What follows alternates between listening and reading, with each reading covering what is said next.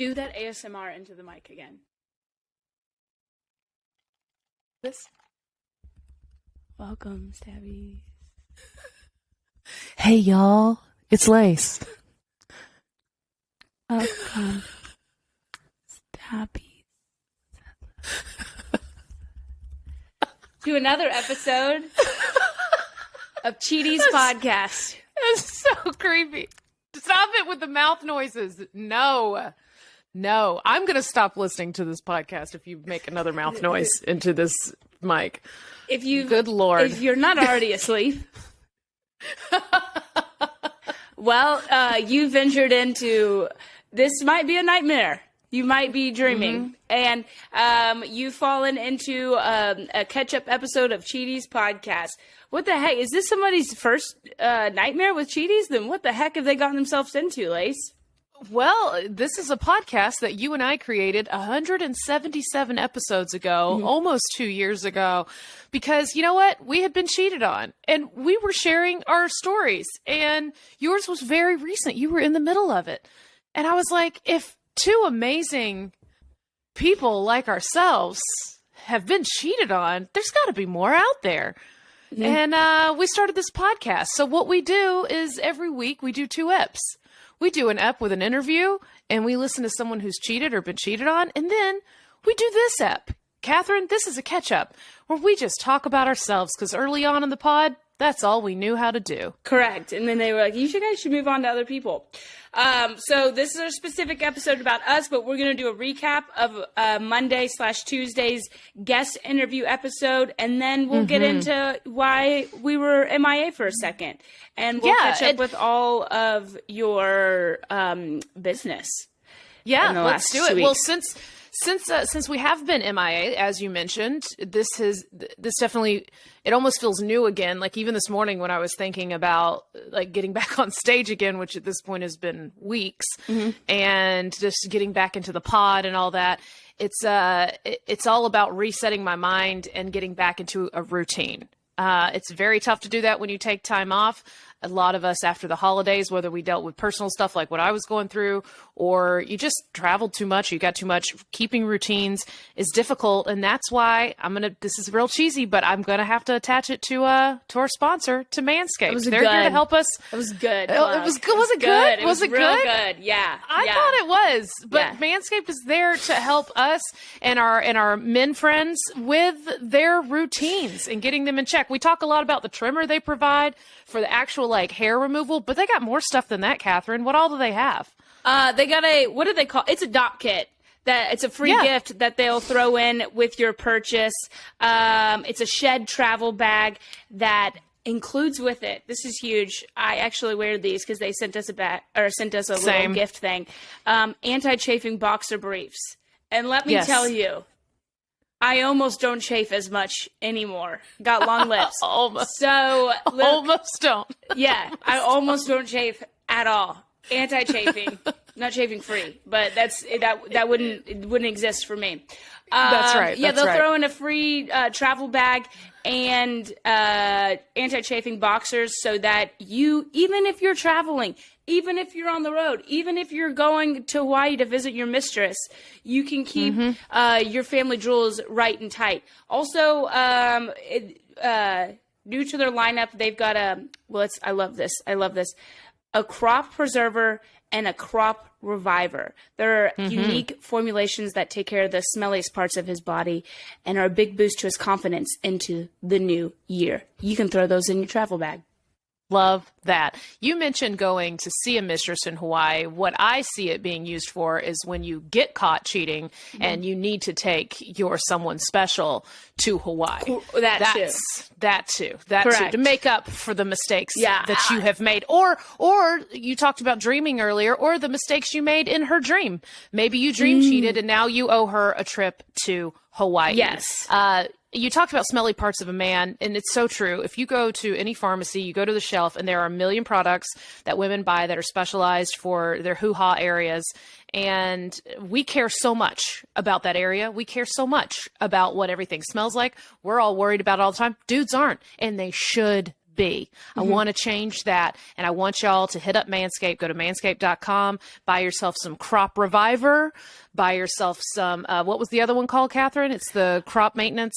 I love this. Crop Preserver. Those are pesticides for your crops.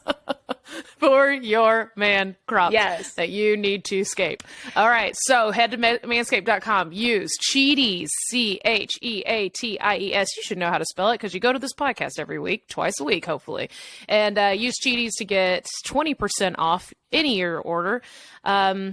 And free shipping, which is huge, obviously. Like, shipping sometimes is half the cost of what you buy online. We all know this. So yeah, head to manscaped.com. Who's a wonderful partner of our podcast. We love them dearly. Since we are getting back into the routine, it's been a minute since we've had to do a recap. Yeah. Are you ready? Are you ready for this recap of our guest ep we had earlier this week? Dude, I am. And let me just say, I have a feeling this isn't the end of this saga. Is it saga or saga? Is it Bob Saga? I like to say saga, but to each their own. Okay. Saga. Okay, saga. So if you haven't gone back and listened, you're going to have to catch up with Kirsten J. I don't think we said her last name. Kirsten J is who we Kirsten interviewed. J. She found us because of a previous episode when we interviewed Carly Brienne. I think that was in season 3. Mm-hmm. Episode 122. Yeah, Disney Carly Princess. Brienne. And she met a guy in Utah. He was decided to move down to Orlando to work at Disney World and said he wanted to marry her, but she needed to move to Orlando. She moved to Orlando for him. Long story short, after a while, she figures out he has been dating multiple women on the side. Then Kirsten comes to us and she's like, I was one of those women. We found 30 of them since then. We have all started a group together. We've connected all the pieces. So she tells her story of also being, wait for it, engaged to him at the same time. Was he engaged to Carly or was teasing it? We've tried to remember this. I'm sure the listeners will remember, but when y'all go back and listen to Carly's, I want to say it was something like that. If not an engagement, it was like a pre-engagement. Yeah. But we find out later through both Carly and Kirsten, he was engaged to multiple people in this same bullshit time. way he does it. I don't want to give away, because if you haven't listened to those episodes, you've got to listen to 122 and then 176, which is this most recent interview, because her story with him, there's a lot of similarities between her and Carly's, but then there were even more details in there that I was like, wow, this dude. Yeah, my favorite thing was that Carly was very much saving herself for marriage. And one of the biggest issues I think he made up after she caught him cheating was that, he was ready to have sex now, blah, blah, blah, blah. So that was his person with Carly. And then we interviewed Kirsten and he was very much not a virgin at all. Right. It's just, he's got the thing, speaking of Manscaped, this dude is ballsy. I've never, out of every story we've heard in these almost 2 years, the fact that he can juggle. I mean, we got to give it to him. The dude loves acting. He is a performer at Disney World, and man, he knows how to play characters, and he keeps up somehow all of these different lies for each and every one of the women. Yeah, how does he do it?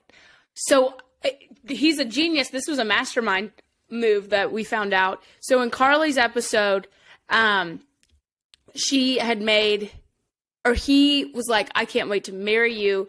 And we figure out, and I remember we were making fun of him at the time. He had made a whole Pinterest page for their wedding. And was like, this is the colors we want. This is the decorations we want. And I remember we were both like, wait, spoiler. This is a spoiler. Yeah.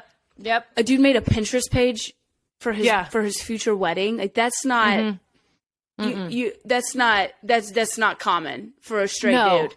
No. Come to find out, the mastermind. He knows how to interweave all the relationships.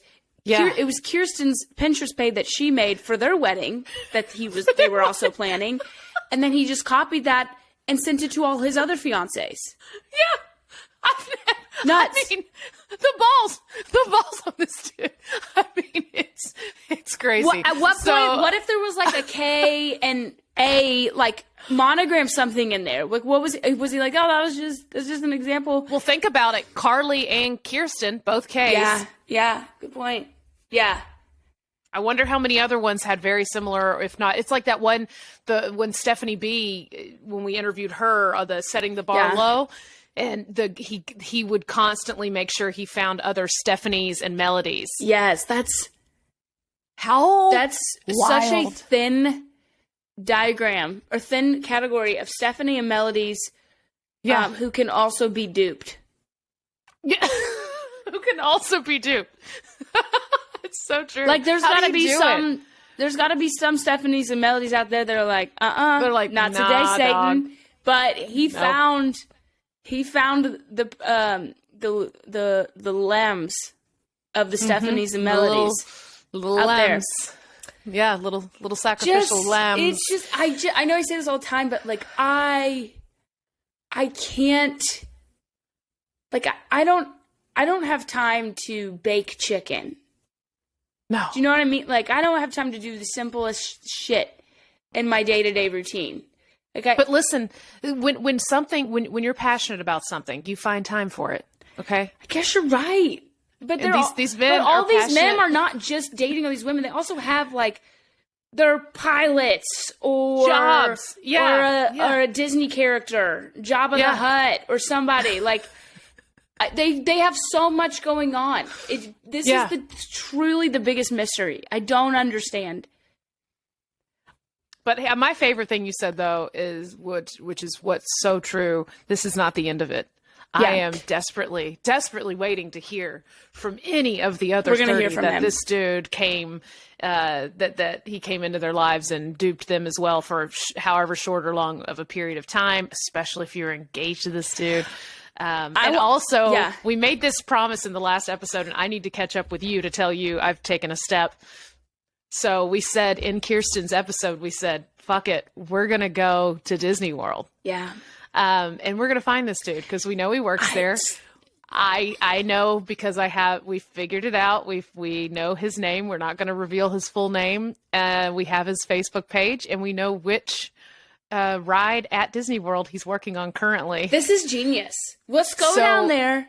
I reached out to a booker to say, hey, get me something in Orlando as soon as you can.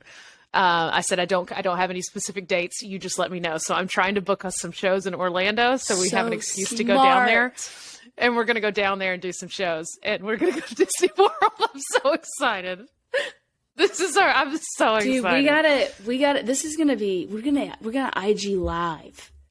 Yeah. Totally. Yeah. We need to do it like that show, like the show Cheaters.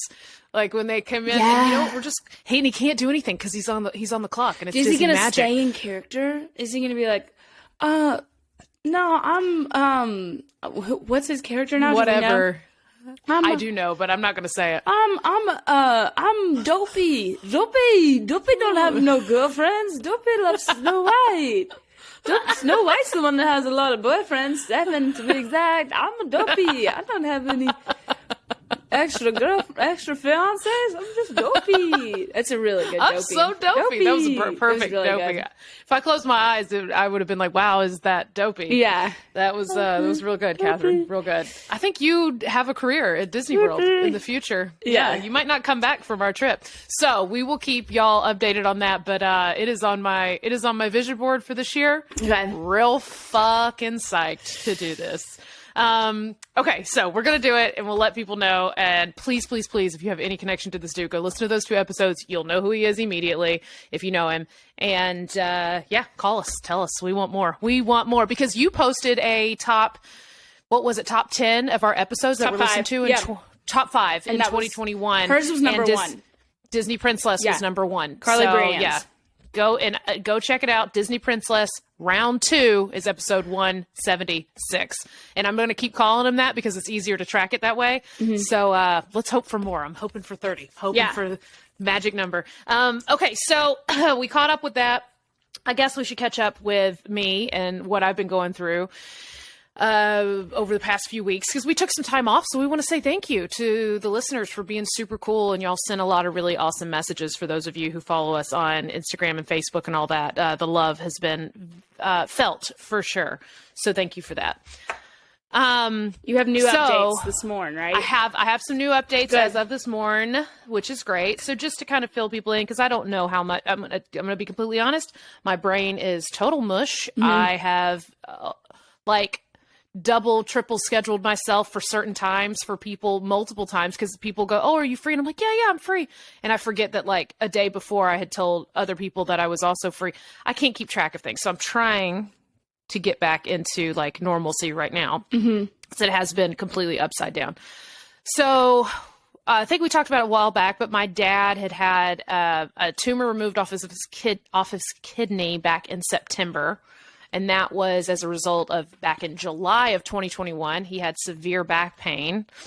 And, doctors, they do what they got to do. They go in, they try to use trial and error, right? You got to figure out all the different things. So all the scans, all that stuff, they found that tumor, got that tumor out in September. And then the craziest thing, and then they said it wasn't cancerous, or that it was, but it was like the lowest, like they could barely even call it cancer, and that it was completely contained, blah, blah, blah. Yeah. We got rid of that. Then the craziest thing happened after is he very quickly stopped being able to use his legs. And he was walking, but wobbling. He was holding on to walls, and it just got worse and worse and worse from September on. And he was in a lot of pain, right? In severe pain. Yeah. That was the worst part. So his back, so from his like mid back down, and back pain is the most common problem with people. Like that's the most common problem of Americans, or probably everybody, but we all suffer from back pain at some point in our lives. So at first, we didn't really think much of it, but after that surgery, it progressed and progressed and progressed, and the back pain got worse, and he wasn't walking. And then I saw him at Thanksgiving, and he was, he's 57 years old, and he went from walking like a 57-year-old who's a manly man to looking like he was 90 years old walking. And it was terrifying. And I told you, and I've been telling you, and all this stuff. And the doctors were saying it's just post-surgery, right? Oh, post-surgery symptoms. The worst part is the doctors, like, because he's got a whole, all these different doctors that he's been dealing with all since July. And they're like, oh, yeah, because you were under for 5.5 hours. So give yourself a week for every hour you were under, and you're just wobbly and weak from that. Well, by the time Thanksgiving comes, I'm like, okay, well, it's months now. This is insanity. This isn't like post-anesthesia. There's something severely wrong. Long story short, early December, I think, mid-December, they go back to his GP. They get insurance to cover an MRI on his back and his brain. Because, if you're not using your legs, that's neurological, at that point. And they find a tumor on his back, on his spine, and on his brain. They find a tumor. And, of course, nothing's been normal since that moment, like since we found out there was a tumor there. First doctor, the GP is like, it looks like this type of tumor. They look benign, but we don't know till we get in, but blah, blah, blah. Because it was just so confusing. The whole thing's been, because the kidney cancer was not spread. Mm-hmm. Am I going into too much detail? I feel like I'm just like... No. This is... Yeah. It's crazy. Whatever you're comfortable with, but yeah. Not specifically to your case, but I know a lot of people can relate to having, dealing with terrifying, sudden medical situations. And it's not, like we've talked, like it's nothing you can prepare for. It's terrifying, and there's no, it's confusing. Yeah. And bewildering, and it's the worst feeling in the world. Yeah, it's been shocking too. Yeah. I think that's been the biggest thing, because we didn't have like any kind of history of cancer or anything on that side of the family, and my dad's not a smoker, not a heavy drinker, not any of that. Never has been. Didn't work in a factory or anything. You know what I mean? Like the things that you would think people would be exposed to end up with like tumors in their body. Yeah, you did forget those. There's 32 years in the coal mine, though. Oh, I forgot that. Oh, and by coal mine, I mean raising my sister and I. Yeah. Yes. That was like being in a coal mine. Yeah. Later when he would have to. Yeah. Because when he would come home. Yeah. Because he would come home and have to like send a parakeet into the house first. Correct. And if it didn't come back and if it died in there, he knew it wasn't safe to come home. Correct. Yeah. You can't go into never came out. And it never came out. Yeah. Every time. Or canary in a coal mine. That's what it is. You send a tiny bird in there. If it comes back, you're safe. Yeah. If it doesn't come back, don't go in. Yeah. Don't go in. But no. Someone's on their period. Yeah. And spoiler alert, it's all three. Yeah. it's mama and both the daughters. So anyway, it's just been insane since then. He got scheduled for his surgery to deal with the tumor on his back first. Not scheduled for it. This is where everything went nuts, like 2.5 weeks ago. This is when everything got crazy. Because it was already crazy beforehand. And I wasn't sleeping well. I've been just a wreck. I mean, the whole family has been. Because it's all unknowing. Like, you just don't know the next thing. And it's that waiting period in between that I think is the fucking one of the worst parts. Because at least when you know, you can do something about it. You can make steps. But so him and mama, they live in South Georgia, so they're not close by. So it's always a several-hour drive. And they come up here they planned for 2 days. They had their bags packed. He had an appointment with a neurologist to go over the MRIs from December. And the doctor admitted him to the hospital immediately that day. You and I were supposed to record an episode that morning. And I'm sitting there about to record an episode and getting ready to record. I'm making breakfast and all that. I know mom and daddy are going to the appointment. And I get a call from my mother, panicked. And I'm like, what's going on? And she's like, they're admitting your dad right now. And I was like, holy shit, this is horrifying. To fast forward through most of it without any more detailed details. So we didn't know what we're dealing with. They brought oncology team in anyway, just because they weren't sure, even though the first doctor was like, it's probably benign. By Wednesday, he was under the knife. They put 32 stitches in his back. It was like a 3-hour, surgery where they removed a tumor. And I had posted on social media to try to update people as we were getting information. We got the wrong information from a nurse. One of the nurses had explained to us and said it was the size of a baseball. So she did her fingers like this. So for those of you who are watching this on YouTube, you can see what I'm doing. But those of you listening, I'm like putting my index fingers and thumbs together. And she described it. She goes, it was this big. And we were like, what? Huge, right? And so we're like, a baseball, like how did we not see that? How did we not, what the hell? Because it was wrapped around a spinal cord. Fast forward a few days later, when I'll get into that, why we found out more. It's the size of a Sharpie, more like it. Not any better, but it was long and tubular. Yeah. Okay. And not big and circle. Okay. So long and tubular, but still wrapped around a spinal cord, and it had changed in size from the first time he had an MRI till the surgery, and it was pressing down, and that's why he was losing feeling in his legs. Okay. Terrifying. Horrifying.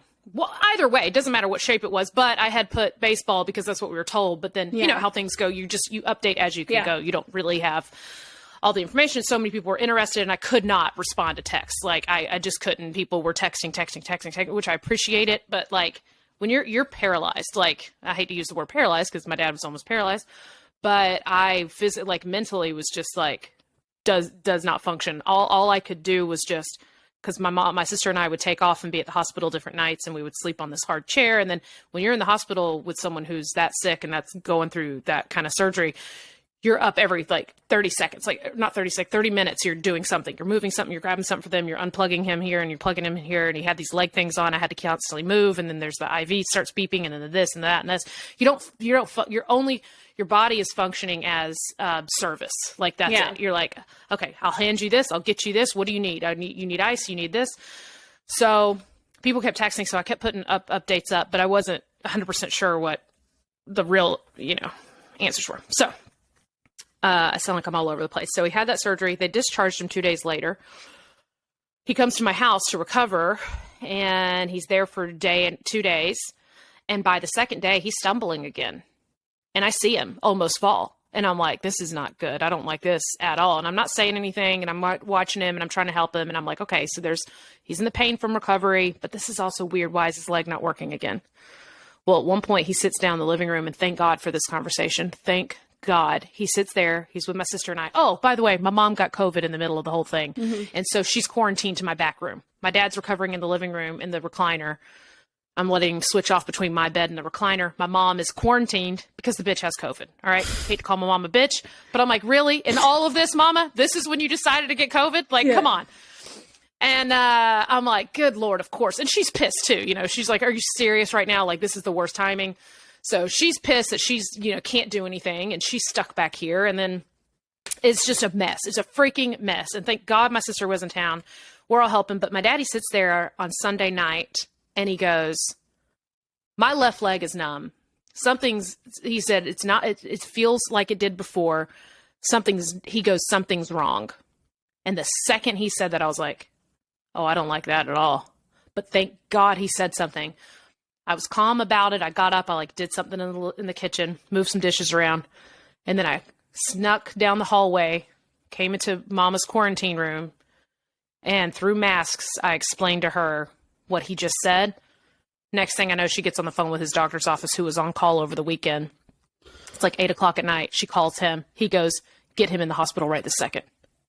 And Mama's like, but it's like, there's black ice outside. It's that night that it snowed. Yeah. And she's like, well, tonight or in the morning? Or like, what do you mean? He goes, right now, I don't care if you have to call an ambulance, get him into the hospital right now. Within 3.5 hours, he had called the whole neurology team back in on a Sunday night. At 12:30 midnight. They had him back under anesthesia and back on the table, and they were doing emergency surgery to open back up his wound to get out a blood clot. A blood clot had happened in the incision, and that's what was causing that. There was also a little bit of tumor left, too, because it's just a really complicated thing. It's not like what we picture. It's not like this big, easy thing to deal with. So a little piece had gotten left, and then that, holy shit. And then the next 48 hours that ensued, I was with Daddy at the hospital the whole time. After that emergency night, my sister was with him then, and that was awful. And then I was with him the next 48 hours, and he had a severe muscle spasm that happened from that. So in the worst pain of his life, the nurses couldn't do anything. We had to wait 30 hours until the doctor could come back in to approve some harder drugs for him. So I had to sit through him crying and shaking and most horrifying experience of my whole life and my dad's and my mom's and sisters and everybody's. But y'all, fast forward. Sorry, once again, I know it's too much. I'm rambling, but it's hard not to give details. He got discharged again, came back home, feeling great. I finally was able to drive him back to his house. We sent Mama, thank God they have a couple different places that they own. She went to stay at the other apartment in South Georgia. I moved him to Middle Georgia to another condo that they have. And he's been great. He's been awesome. He's been sleeping much better. He's back to playing his computer games and doing all that stuff. I had a bunch of groceries delivered to him.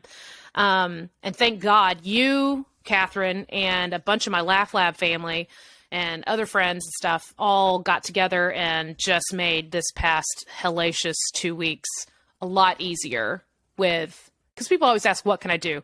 Best thing you could do is just not ask and just do something because I don't know what to say. When people say, what can you do? I'm like, I don't know. Make my dad and food. Yeah. And make my dad not have tumors. I don't know. What do you want me to say? I don't know what to do, but the one thing we have to have is food. Yeah. And drugs. I mean, honestly, one of my friends went in the middle of the night. She went and got us some gummies.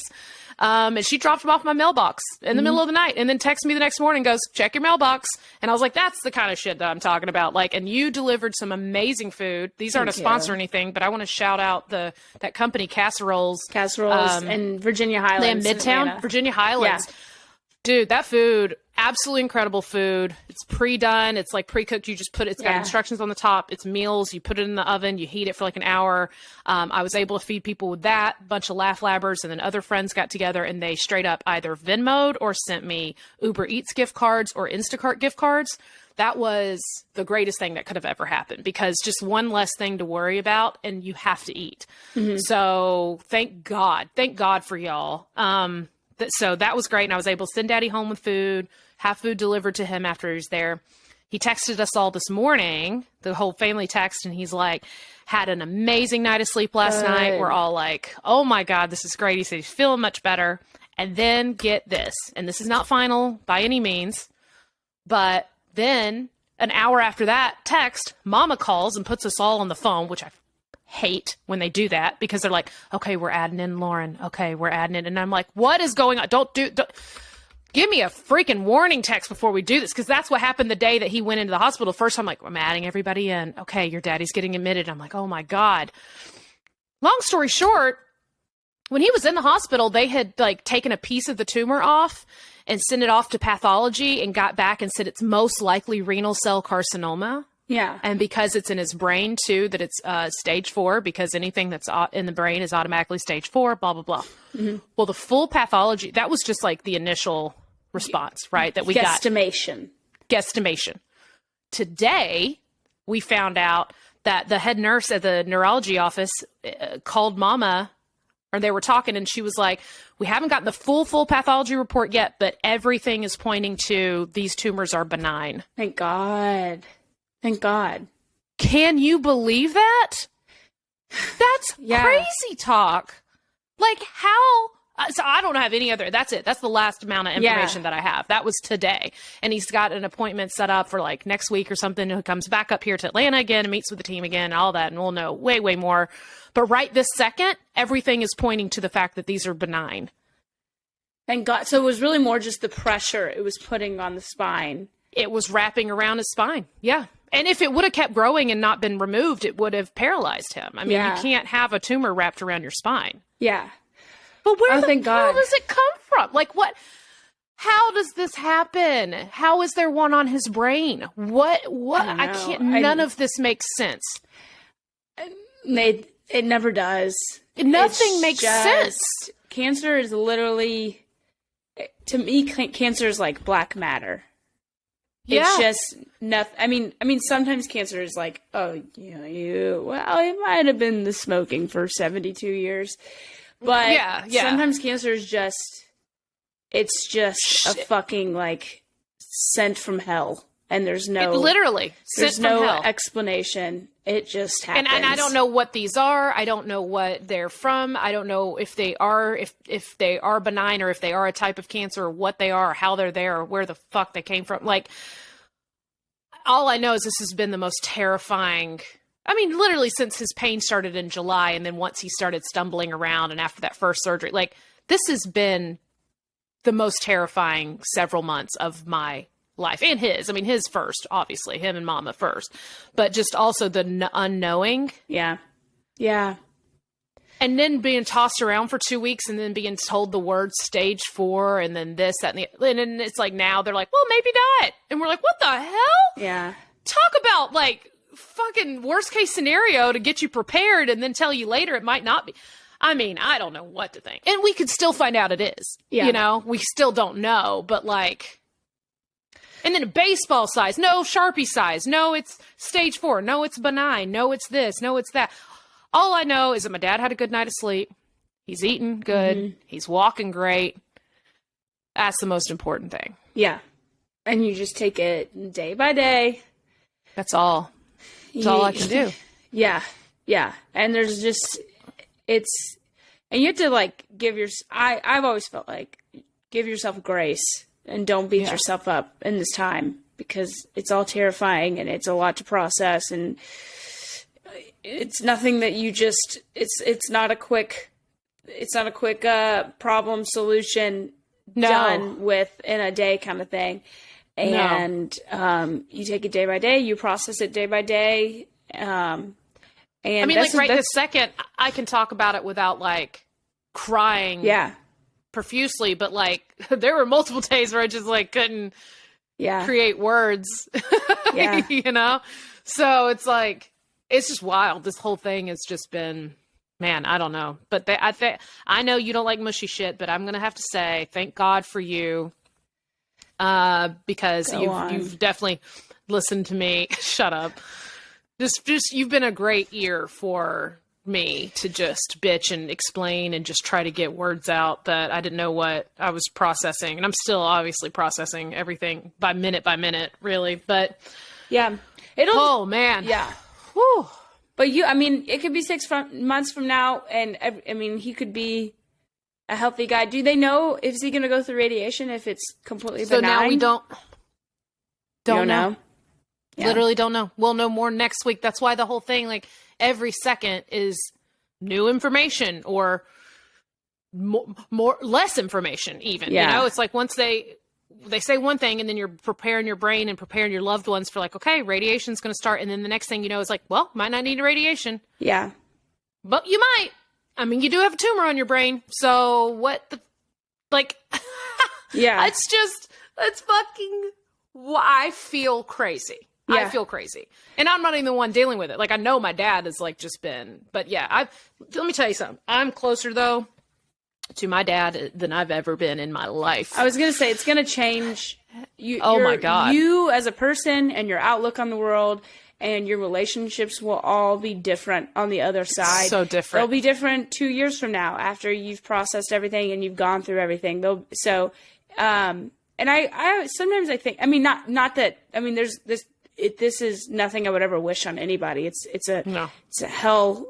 God, no. Every day. It's absolute hell. It's a hell. Yeah. I would 100% say we've been living through hell as a family. Very much so.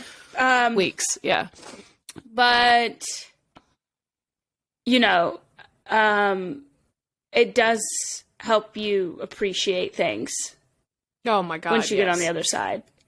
In a completely different way. Like every little thing is so different. Yeah. Everything's so different. Yeah. I don't even know how to like, it's so hard to put into words. And that's another thing I need to start doing is, and that kind of hit me too harder this past couple weeks was like, all right, I got to start writing again. And not just writing comedy, but just writing down thoughts and stuff. Cause I stopped doing a journal a long, long time ago. Well, this ties it back to the podcast. I stopped journaling back when I was in my last relationship, my really bad relationship that ended up in, you know, the way it did. And with me catching him cheating, but I knew he was cheating more. And I stopped because what I did one day is every time I looked back to see what I was writing, it was all the same shit over and over and over. And I was like, well, now I just feel dumb because I just keep writing about the same problems I'm having in this relationship and they're never changing. And I'm still reacting the same way and he's still doing the same shit and we're still together. I'm just going to stop writing it down. Yeah. Because it was harder to like look back and go, oh, nothing's changed. I'm going to change. So I stopped journaling like that long ago. Yeah. I mean, probably like 14-ish years ago I stopped total. Yeah. Just get those morning pages out. I know. I got them right here. I've got my Artist's Way book. I've got all of it. And now it's like going through all of this. It's like, okay, this is different. This is a different than just like, I've got a new goal for this month. I'm going to make TikToks and I'm going to, it's just like, no, wait a second. I think these things need to be documented. So, and I'm going to take the stress off myself of writing, just having to write to like get a bit out and then just writing. Yeah. I love it. I know you write a lot. That's why I say that. Yeah. It feels good just to process your emotions into words instead of just being like, yeah, I'm stressed out and I'm just going to push it back there and deal with this other day-to-day activity and everything's fine. That's what I've been living my life. You just described my life. Yeah. I'll just distract myself and I just live from one distraction to the next. And I have been for years, really.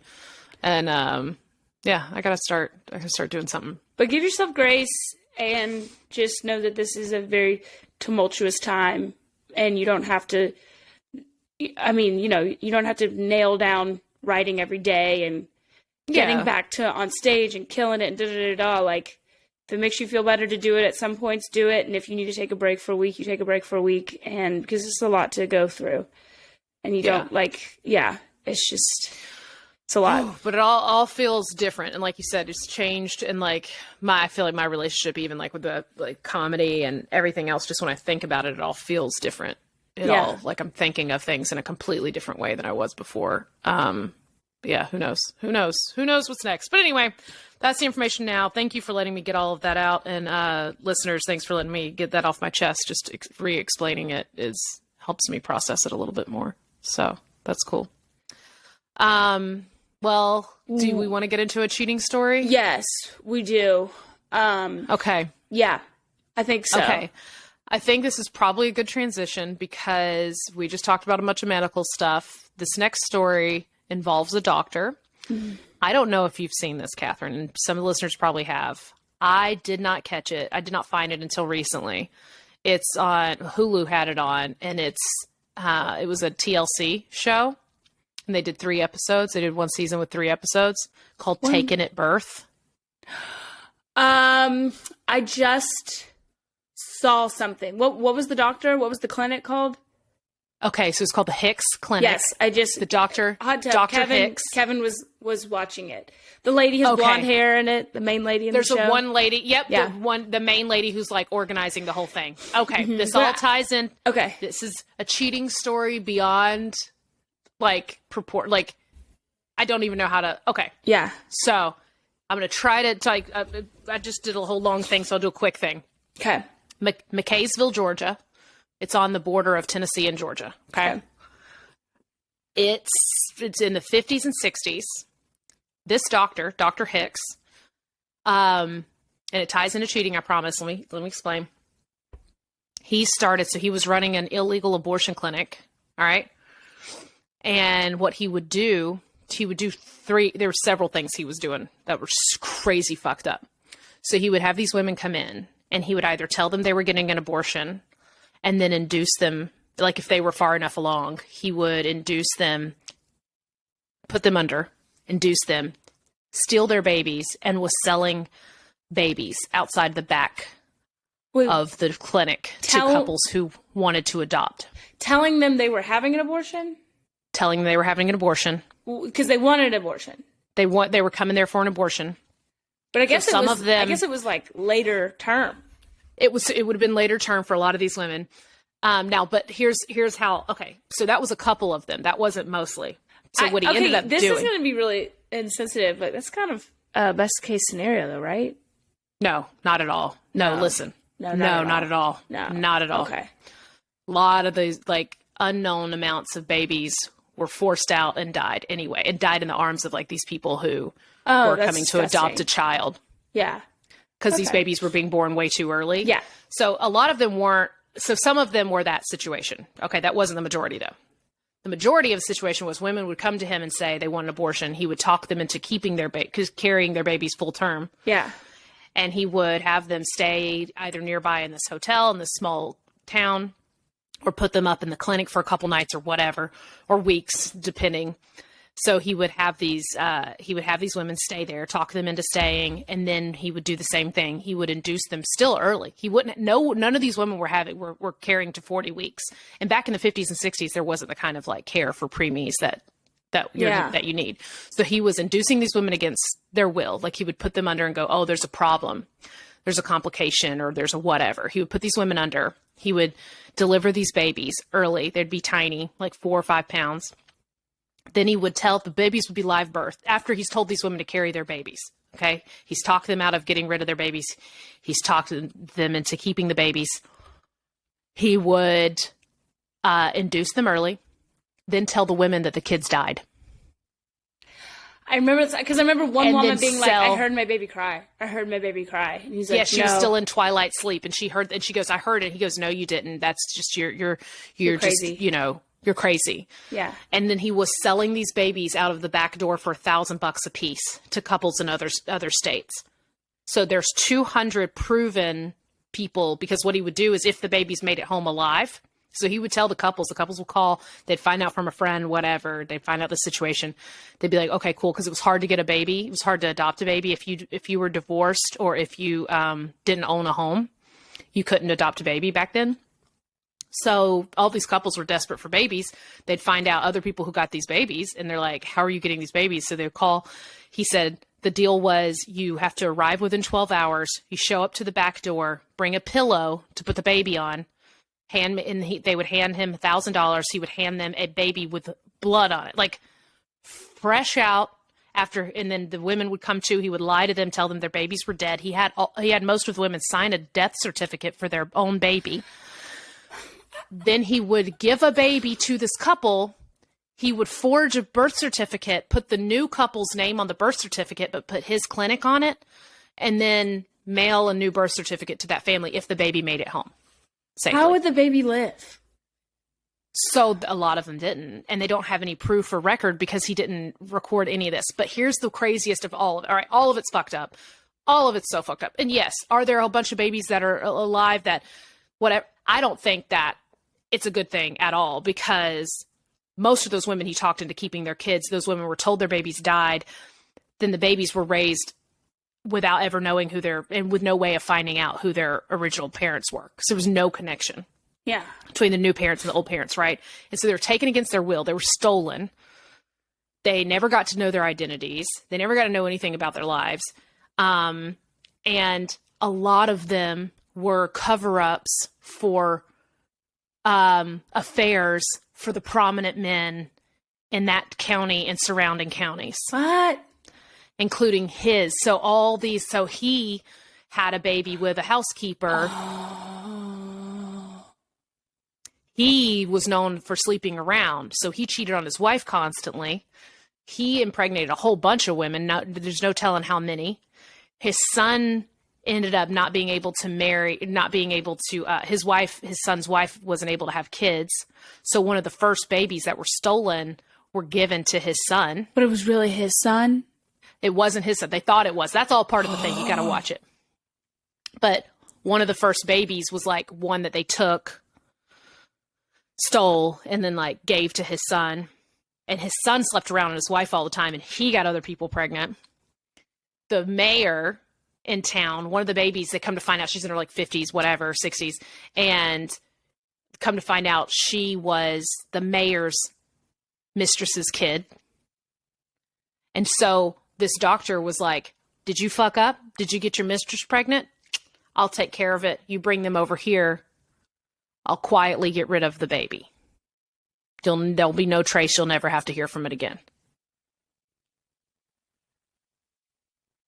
So these mistresses were not only were they getting knocked up by these powerful, prominent men, then they had their babies straight up stolen from them and sold on the black market. But they did not want to keep the baby in the first place. Yeah, most of them were going there to not keep. Now, some of them did go there because they thought it was a clinic where they were going to have a baby, and they're like coming from small, poor towns, and they don't have anywhere else to go, or maybe they don't have insurance or whatever the situation was back then, or I don't know, or maybe didn't have access and were told by a friend if you can go have a baby, or if you want to give up a baby, you can go do this, or if you want to get an abortion, you can do this. Like the name of this clinic was getting around word of mouth for one way or the other. But a lot of these women, the mistresses and stuff, were forced into going there. Yeah, because you could just be like, carry to term. I know a family that would want your baby. Give this baby up for adoption. But there was a lot of women who wanted their babies. Dude. Who were told that their babies died at birth. So whichever way you want to look, because trust me, I sat there with like, all the thoughts went through my head watching this stuff. And I'm like, because at first you're like, well, I guess that's the best case. Like you said, best case scenario, I guess, for some of these, like, woman doesn't have to know the difference. Baby gets a life. Sounds great. Family gets a baby. Family gets a baby. And some of these situations, and then a lot of these parents had no idea. They're being told that these women are in peril and are giving up their babies. So these families are driving off with a new baby going, well, I don't care how this happened. If we get this baby home safe, we're happy we've got a baby and we just saved a life. That's what these parents are thinking. They don't know, but that dude, the doctor, knew exactly what he was doing. Dude, I just remember she went back to the town and was asking questions, and everyone was like, we don't talk about Dr. Hicks. We don't talk about the clinic. We don't talk about... Well, and a lot of people thinks it's a good thing. And a lot of people were like, he was doing a good thing. So we don't bring it up. We don't talk shit about him. Dude, that's nuts. Well, I mean, there's it's not black and white. No, not at all. There's no black and white to this. It's so crazy because... I'm not saying that it's right. I'm just saying some of it is... Maybe some of the situations it was the best case. Robin Hood-y. Some of it. Does that kind of make sense? But not really. No, not really. Dude, that's nuts. But also just the sleaziest part of it. The danger. Yeah. The sleaziest part is that you're covering up the mistresses. A lot of affairs. Mm-hmm. So these dudes' wives didn't have to find out about it. Yeah, that's nuts. That's wild. And then that got around of like, did you get your housekeeper in trouble? come on down to Hicks Clinic. There's no black and white. Could it still happen today? That situation? Yeah. In a small town? In a big town, probably. You could totally, if you were luring in, young, uneducated, impoverished, whatever the situation, desperate, any type of woman who would fit that category, lure them in and then talk them into carrying their babies to term, who were scared or whatever, or didn't know where to go. Yeah, you could lie to them and tell them their babies weren't born. Jesus. They're stillbirth. That's the most horrible part of all of it, is because then these people had their real family they were stolen from. And then this one guy's the saddest situation. It was like the family he was adopted into hated him and treated him like shit. And why are you adopting a kid then? They still don't know the reason. Everybody's dead now. And he was like, he just passed away too, unfortunately, like last month. But, because you know me, I get online and Google everything. And I'm like, what happened to all these people? And, but that was the saddest thing, was his story. He was hated his whole life and never fit in and all this, and felt alone. And then when this lady who was one of the Hicks babies, started organizing everybody and trying to get answers, she finally was able to track down through like ancestry and genealogy and like find matches, and found his half sister. And so he was able to find out who his birth mother was and her name and all that. And then he was able to, like, for the last like 3 years of his life, he was able to finally have family. Yeah. Dang, dude, that is nuts. Yeah. That is crazy. I know. And it's so hard because, like you said, there's no right. Not right. I just, maybe there were some fairy tale situations out of that too. Totally. You know what I mean? I know. That's why I'm saying it's so complicated. It is not black and white by any means whatsoever. And it's almost like, no harm, no foul. They didn't want, they got pregnant and they didn't want the baby. But hey, now they don't have to know that their baby's out there. But then a lot of those women too are like, well, wait a second. You told me. Yeah. You don't want to be lied to about. Then you're being lied to about out there. Exactly. And then they might have changed their mind about it. And a lot of these people in those situations were young. Yeah. Super young. One was 13. Oh, that's so cringy. She's got to still be alive. No, she died. Unfortunately. She died in like the early 2000s from something. Oh, dang. Okay. So what is that on? She was 13. So it's Hulu streaming it, and it was a TLC show. Okay. But man, that last time the season ended in like 2019, and then there's like not another update of the thing, and I'm like going freaking nuts over here needing to know more info. Because there's been way more, because there was 200 confirmed Hicks babies, but there's no telling how many died and didn't make it, and then there's no telling, what else is out there. Yeah. And also apparently there was like another, like one of his, like a son-in-law or something, went off to Chattanooga and maybe did the same thing. Dude, and like you said, is it still going on? And where all is it going on? And it's probably happening all over the world. Just like a little baby black market or something. That's black nuts. market. Yeah, that's what they kept calling it. Black market babies. Black market babies. But then people would be like, there's still people around who are like, I don't think it's wrong. I think what he did was good. But he didn't. It wasn't all good. Yeah. Dude, that's so nuts. Crazy, right? Yes. So you talk about cheating and lies and all that, and then the actual affairs it was covering up. Yeah. Yeah. There's no solid way to feel about that story in any way whatsoever. But to hear the grown people saying, my life was stolen from me, and my identity was stolen from me, and my family was stolen from me, that is where that's where you're like, oh, fuck this dude. This dude's evil. Yeah. I mean, for sure. To not know. Yeah. And ultimately, he's profiting off of all of this. You know what I mean? $1,000. And he would say that, the money's going to help the women. Well, a couple of the women they were able to track down, and they were like, he gave me $20 and said, go buy yourself a pretty dress. Ew, ew, ew, ew, ew, ew, ew, ew. Right? Gross.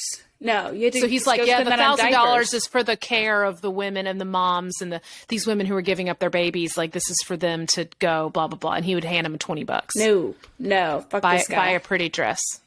Fuck that guy. So for people to be like, he didn't profit from it. Yeah, he also did. like owned a ton of buildings and a ton of houses and was a landlord in town, and he owned multiple businesses. And so this dude he wasn't innocent by How did any he means. die? I want to know. I hope it was Cancer in the 70s. Oh, He died lived. at 83.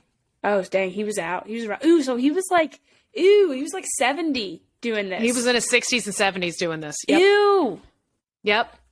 Ew. Okay, gross. And knocking up women. Women in the 70s, and then shelling them off for $1,000. Yep. Ew. Yep. Right? Okay. That's what I'm saying. Like, and even if there could be some good stories from it and people who were raised by good families, like, I don't know, dude. That's still so screwed up. Okay. So, I don't know. Yeah. All right. Hulu, TLC. So anyway, that's the cheating story. Yeah. That's the cheating story brought to the table. Yeah. Right. Yeah. Phenomenal. Okay. I mean, there's nowhere to go after that. There's nowhere to go from there. Yeah. No, we'll just have to save any other ones for next week. Yeah, that's wild, right? Yeah. Watch it. Taking it birth. Taking it Taking birth. a birth. Check it out, y'all. All right. Okay. Yeah. I got to go watch Hulu now.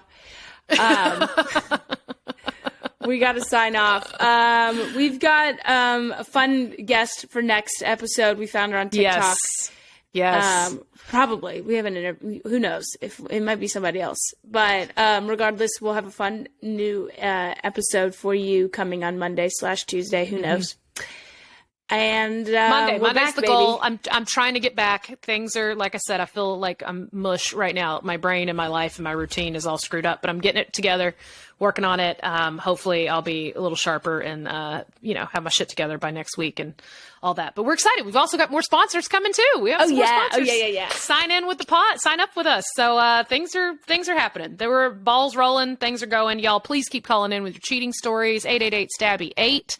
That's 888. Oh shoot! 782-2298. 782-2298. That's it.